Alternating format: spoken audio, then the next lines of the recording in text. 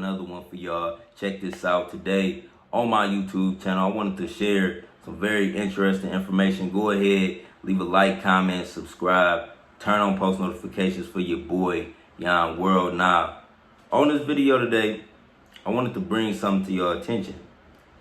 Did you know the first ever slave ship, that was commissioned by Queen Elizabeth and captained by John Hawkins, the first ever slave ship was named the Good Ship of Jesus? Did you know that? Now, I'm making this video to bring to y'all awareness how black people were introduced to Jesus, because I think I figured it out. And black people, we were introduced to Jesus and Christianity during the Atlantic slave trade, right? And if you go back 400 plus years, you will see how the Atlantic slave trade started right around the same time as the Bible was created. The King James Version of the Bible was created by 47 men in Britain, in 1611, during the Atlantic slave trade. And this is deep because you probably learned about Jesus in the Bible 9 times out of 10 because of your grandma. And your grandma learned about Jesus in the Bible because of her grandma. And she learned about it because of her grandma. And her grandma learned about it because of a slave owner. Because if you go back all you gotta do is go back 3-4 generations, and in the black family tree, you will find a slave, right? And this is significant because the women survived. The women survived the slave trade. Let me tell you something about the Good Ship of Jesus, right? On the Good Ship of Jesus, service was held twice a day. If you rebelled against the service, you were made an example of. Now, John Hawkins was a very religious man, but he was also a very bloodthirsty man. And if you rebelled against his service, you would either be thrown off the boat, you would either be killed, or you either have shit cut off you in front of your family, in front of the women, in front of the children, right? And this instilled obedience. This also instilled fear, right, in the women. In order to save their kids, they told their kids, believe in this, and then it's just passed down generation to generation off the fear of God. People fear God. They don't understand the concept of this abundant energy that's within every one of us. They don't look at God like that. This causes a lot of PTSD, a lot of psychological warfare, and it also causes white supremacy.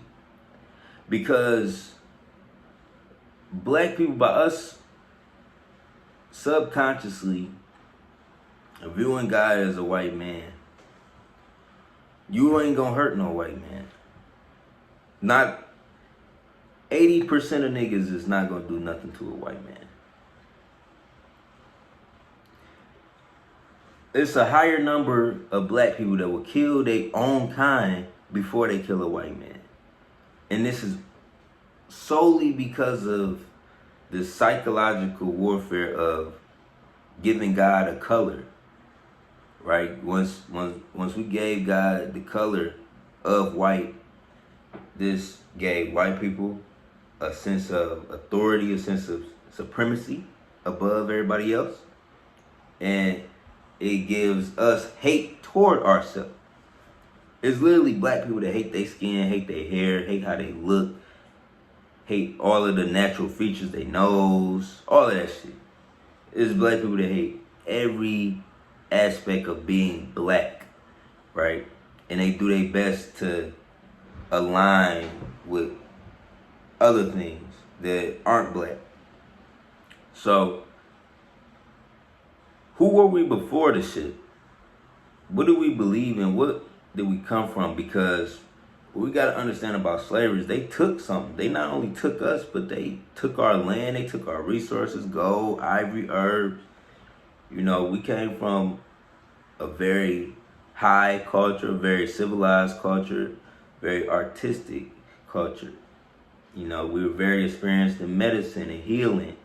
And we had a very abundant culture, right? And they stole all that from us and made what's called museums, where you can go back and look at, you know, what they got. So, who is our Father in heaven? Like, what is this concept of a man being above us? And where do they get it from? Now, this concept of a man being our God, our Father in heaven, it comes from the word heaven. Everybody wants to get to heaven, right? What's heaven? Heaven in Greek means Orion, Orion's belt.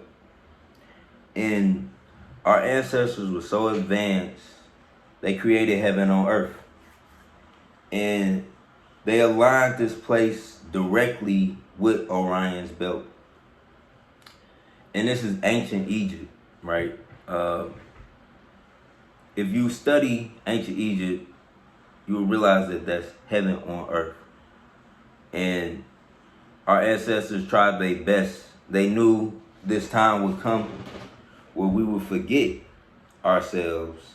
And you do have a Father in heaven. And it's a celestial body made up of 7 stars. It sounds crazy, but when you die, you go back to heaven. You don't stop at the clouds, nigga. You go to the stars. And it sounds crazy. I know it sounds crazy. I know y'all could be like, oh, you on that weird shit, but how crazy is it believing in a picture, like a painting of a white man, never seen him, but our ancestors that built pyramids just like this, you know, mummified bodies.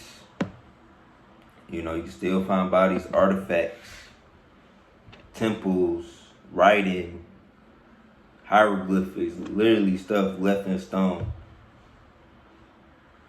depicting our greatness, depicting our heaven on earth, how we created it, you know, before we were colonized, before we were ransacked and destroyed.